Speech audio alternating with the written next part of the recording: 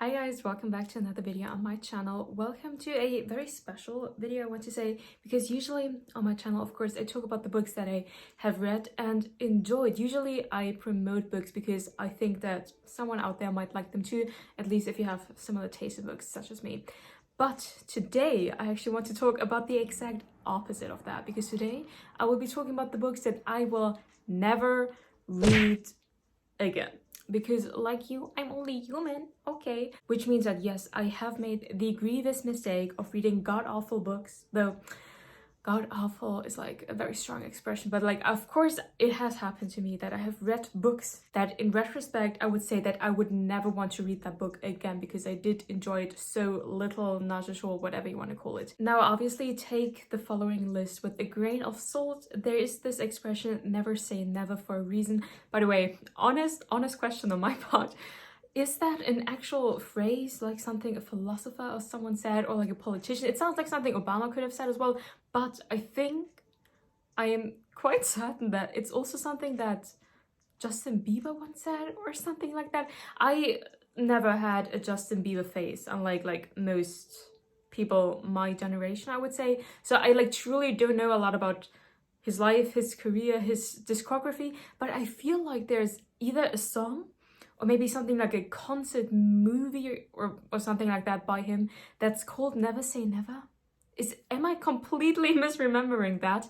So I don't know, like whoever coined the phrase never say never is definitely a thing. Do take this list with a grain of salt. Obviously situations, whatever might arise, that will actually prompt me to read some of these books for the first time or read them again, even though I really thoroughly did not enjoy them in the past. You never know.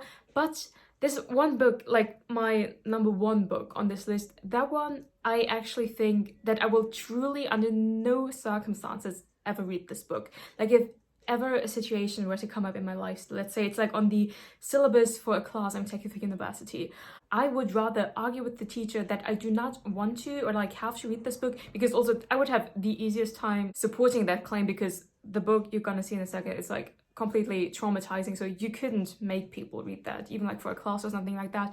But like no matter what happened, all my best friends and family, they could back me whatever to read this book, I would not do this because I truly do not want to read this book. So I mean, now I've already teased it so much that I might as well tell you, at least this number one book on this list I will honestly truly never read. With the other ones, I really think I'm not going to read them or not going to read them again. But anyway, so number one on this list, the book I will never read in my life is A Little Life. The things I have heard about this book are so god-awful that I do not understand how anyone who has ever heard something about this book is willingly picking it up to read it. Everything I've heard about this book makes it out as like this truly horrific and traumatizing experience, because it depicts just tons and tons of violence and trauma and horrors of all kind, and not just like a little bit of them, but apparently the entire book, and that book is thick, is full of that stuff. So I truly find myself asking myself and like other people, why has anyone ever picked that book up knowing what they're getting themselves into? Because a few months back it was almost kind of like a trend that book YouTubers read that book, even though of course in the community the knowledge is there what this book is apparently about and how traumatizing it is, and yet booktubers kept picking it up, just I don't know, to make videos about it.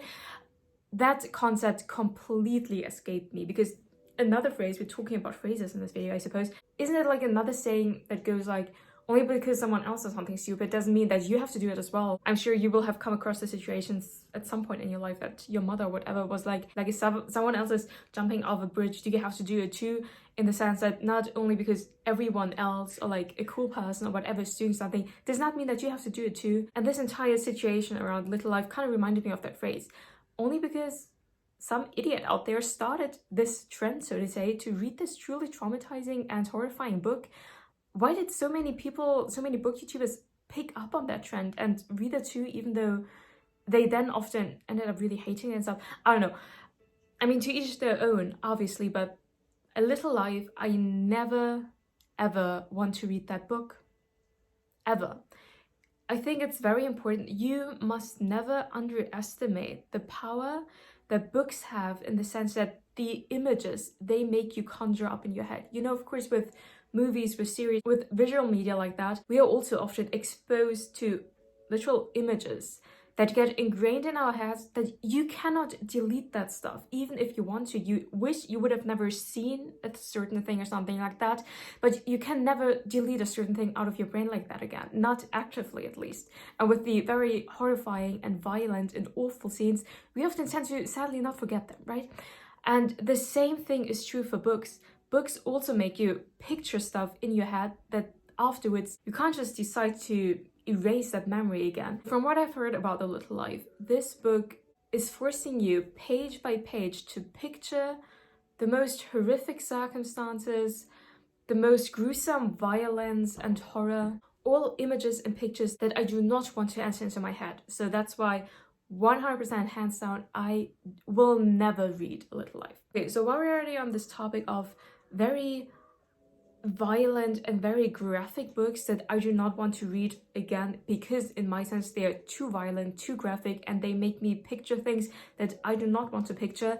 The other two books in this category I have already read, and now I know that I do not want to read them again. And some of the scenes, some of the pictures that these books made me conjure up are still sticking with me to this day, and I wish they didn't. And those two books are Human Acts and A Clockwork Orange. Now, these books are very different, with the one, Human Acts, being almost like a historical novel, as it talks about an actual historical happening, the Gwangju uprising that happened in the 50s, 60s in South Korea, a very violent and horrific point in time in Korean history. And this book, I imagine A Little Life to be a little bit like Human Acts, in the way that it is so graphic with the violence that is going on in the book and is giving you like detailed descriptions of it. Only that I think A Little Life is even worse, as there are even more descriptions of it, and also the book is just like 10 times longer than Human Acts, and then that is also worse because you have to keep reading that stuff for even longer than with Human Acts. But Human Acts already for me was also, I mean, I did finish the book, I did read it from A to Z, but it was, if I'm being honest, already too much for me. The horrors of war, of mutilation, of torture, of violence, and all of that were being described in the book, I was really quite horrified by it. I don't even know how to describe how I felt about this book, and some of these pictures still linger in my head, and I truly wish they didn't. So definitely be aware of what you're getting yourself into before you pick up Human Acts. I really don't think it's an easy read at all. I would definitely be down to learn way more about the Gwangju uprising and everything surrounding it, but I would definitely prefer to learn about it, to read about it in like a history book, or like watching a neutral, as in like a scientifically conducted documentary or something like that, where it's not about actually describing horrific torture scenes to you. You understand? Yeah, Human Acts, I don't think I would have it in me to read it again. I would definitely not read it again for my own enjoyment or something like that. Obviously, if a situation came up that I'm taking a very fascinating class on the depiction of Korean history in literature or something like that, yes, I might take a look at it again. But then I would look at the story out of the perspective of analyzing how these historical happenings are being depicted within fiction. And I would try to actually distance myself from the story because it was so violent as well. And the other book, A Clockwork Orange, like, the thing is, I could imagine, like, if I read it again now, I could work with it a bit more and also try to look at it from this somewhat analytical point of view, trying to analyze it more than anything. But when I read it for the first time, I think I was only 15. And back then, I also remember that I was quite shocked by how graphically violent the book is. And I remember I had to read it for a presentation, like I had to give a presentation on the book. And I remember I was actually pretty mad at my teacher, so to say, having made me read the book that is truly quite horrific as well. But then again, I was quite young back then. If I read it now, I I could probably handle all of it better, everything that is going on. I would probably be way more able to handle A Clockwork Orange these days, but still, that was another read, or like, I think it was actually the first book of the kind, like a book that I read that truly shocked me in its violence and its detailedness of violence and horror and all of that. And because I had to read it when I was still pretty young and still in school and all of that, it was definitely maybe not the setting.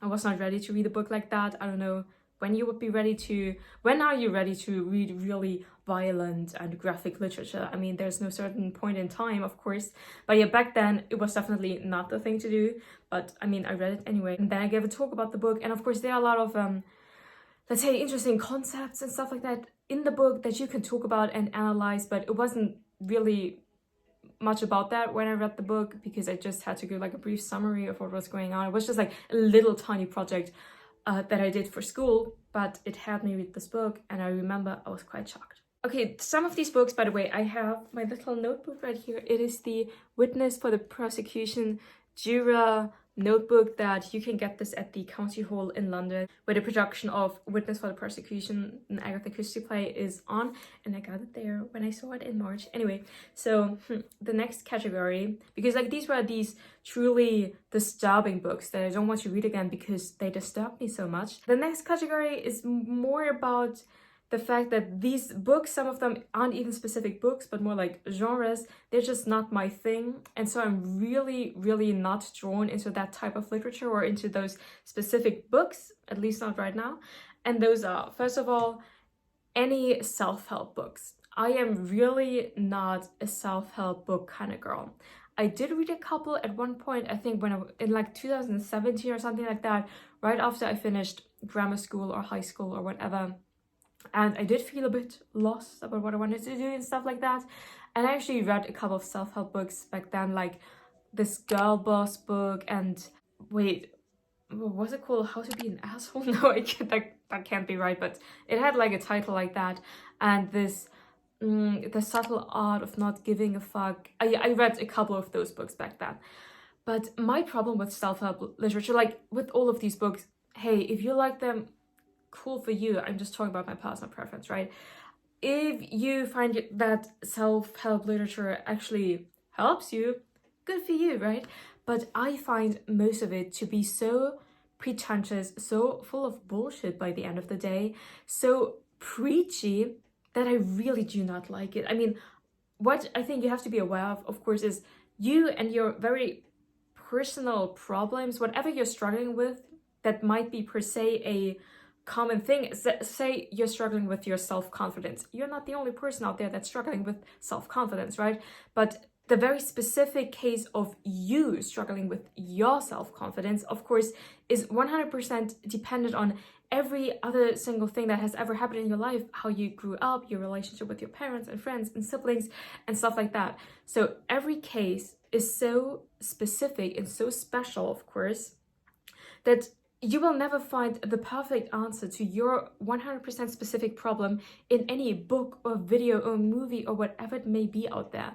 That doesn't mean, of course, that reading about the topic generally and like watching self-care videos or something like that cannot still help you out, because they might inspire you to do certain things, or specific things that may be being said that you feel like you can apply to your specific situation. That's great. But I feel like self-help books, they are actually marketed in the sense that they are trying to tell you, this is the exact 100% thing you need to hear, you need to do to be happy, confident, successful, whatever it may be, when that is obviously not the case. Like a generic book like that can never give you like the 100% right answer to what your problem, what your need is. And so yeah, the entire concept of self-help books, I don't like them. There are also so many charlatan versions out there, I believe.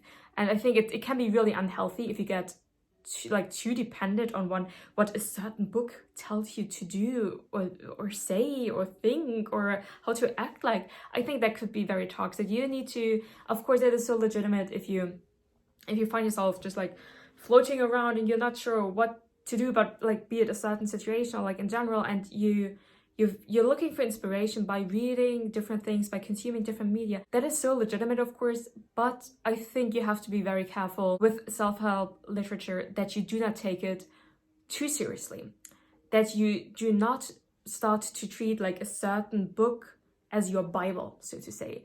And that was already a perfect segue into the next category of things I want to talk about. This time it's actually a specific book. Because another book that I will never read, especially not from A to Z, is, well, yeah, the Bible. I mean, again, to each their own. If you're religious and you love the Bible or your version of the Bible, be it the Quran or the Torah, or like any kind of religious text, go you. I'm happy you found something for yourself, but it's definitely not my cup of tea. Also, the Bible's also super fucking thick. Maybe I shouldn't put fuck and Bible in the same sentence, I'm sorry. But that's like another thing. I mean, if the Bible were like 100 pages long, and even with me not being really religious or anything like that, I might still read it just to see what it's about, you know, like to see what the hype is about. But it being 1,000 pages long, I'm definitely never going to read that, especially not from A to Z. I think even most religious people, like even if you consider yourself a very religious person, have you actually read the Bible from the first word until the last word? You probably haven't, and there's no shame in that, obviously not. But yeah, the Bible, also a book that I will most likely in my entire life never read, especially not from A to Z. I have read parts.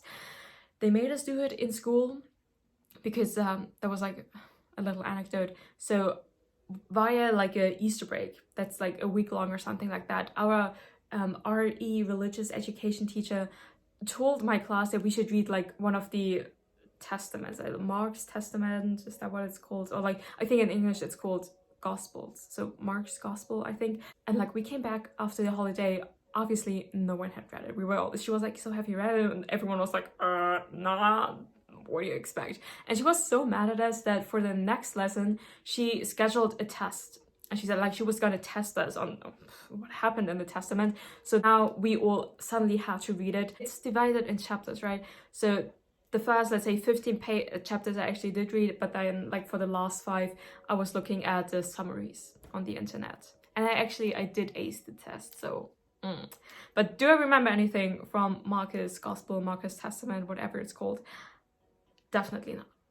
Okay, but I realize that this might be a touchy subject. I'm not telling anyone out there to not read the Bible or anything like that. Obviously, I'm just saying that I have no interest in reading the Bible from A to Z, and you should be okay with that. Another category of literature that I'm, at least right now, really not drawn to, I really don't see myself picking up any of these books anytime soon, and that is, I'm just going to give it the big umbrella term, Russian literature.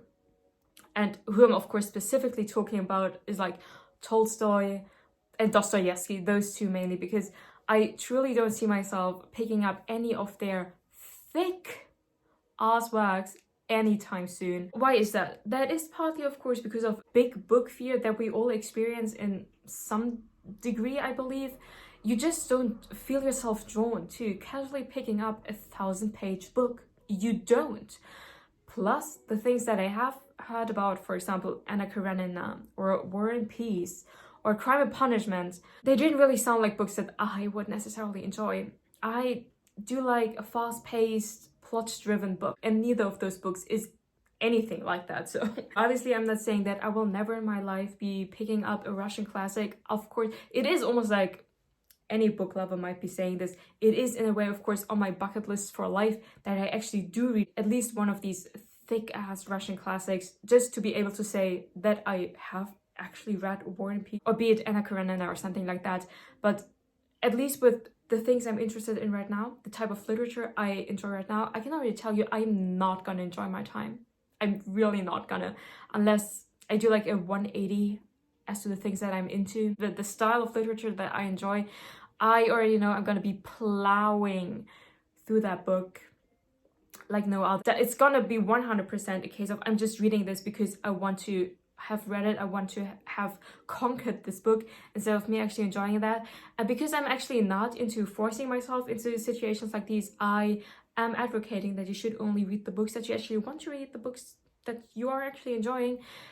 And that's why I will not be picking up any of those Russian classics anytime soon, at some later point in life, but yeah, years from now, honestly, years from now, not anytime soon. And now the last book I want to talk about, it is in neither of these other two categories. It has a category all for itself, and that is books that I will never read again because they are boring as fuck.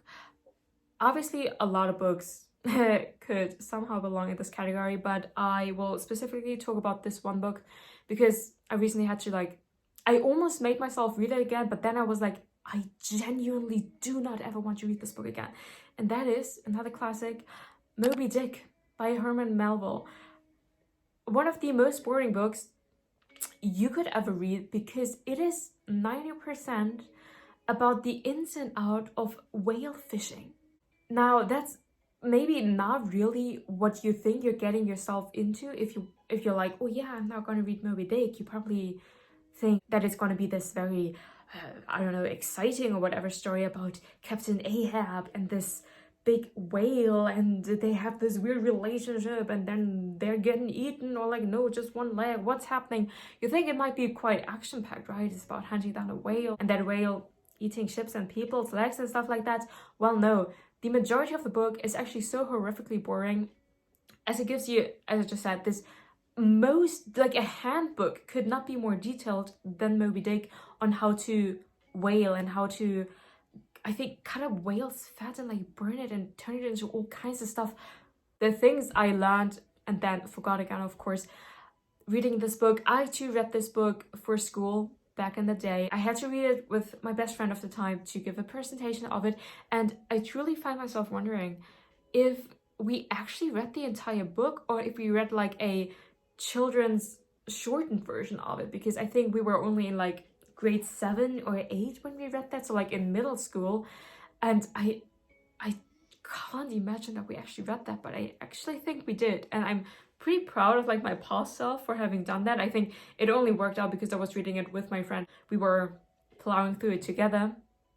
But a couple of months ago already at this point, I had this crazy idea of maybe reading it again because I heard someone talk about it in some video and they made it actually sound kind of good again. So I actually even got like a new version of it because I couldn't find that version we read back then in school anymore. And I got this beautiful Pan Macmillan Classics edition. They have like these beautiful gilded edges books out there. So I got that version of it and I had it sitting on my TBR shelf for so long and I never picked it up. And when I was running out of books to read on my TBR shelf, it was still sitting there looking at me. And I just realized I truly do not want to read this book again.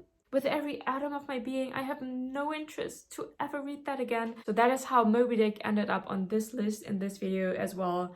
Just a book so boring, I never want to read it again. About a topic I never want to read about again. There you go. Okay, this video turned out to be way longer than I thought it was going to be. I hope you enjoyed it nonetheless. Definitely comment the books that you never want to read again down below in the comment sections, and I'm going to see you in the next one. Bye!